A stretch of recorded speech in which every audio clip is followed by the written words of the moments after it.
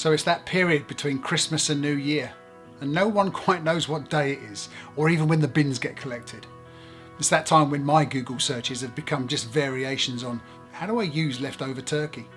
It's a time of debris and crumbs and wishing the relatives would just go home. It's a weird purgatory where we all seem to be waiting just one more week to start improving our lives. But it's also the perfect time for a little reflection, right? I mean, have you ever had a what on earth am I doing here kind of defining moment? So Mike Yaconelli, in his brilliant book Dangerous Wander, tells about how his journey to work one morning was blocked by cows who'd escaped their field and were wandering around the highway.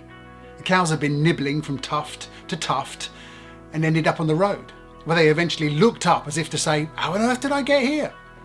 The farmer tells Yaconelli, cows don't intend to get lost. They just nibble their way to lostness. Church leaders never intend to wander onto the dull and listless road of church mediocrity and decline.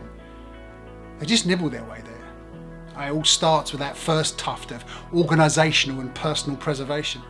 Then the tuft of leadership insecurity, then saving money on the wrong things, then moving too slow on the right things, then focusing everything on the already convinced rather than the yet to be reached.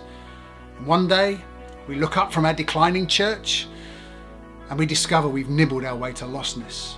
Listen, have you got the courage to change all that next year? The courage to lead a church that unchurched people just love?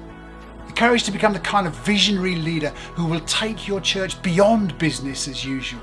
A risk taker who won't give people what they want, but show them something they didn't even know they needed. Because more than ever in our nation, the church needs fewer leaders who simply appease their flocks, and more who dare to challenge. You know this, right? A tortoise will only make progress when it starts to stick its neck out. I mean, you can stay in your cozy shell if you want, and you'll still get to heaven. But if you want to make progress in growing your church in 2022, you're going to need to start sticking your neck out. And further faster, we'd just love to do that journey with you. So hit me up, send me an email.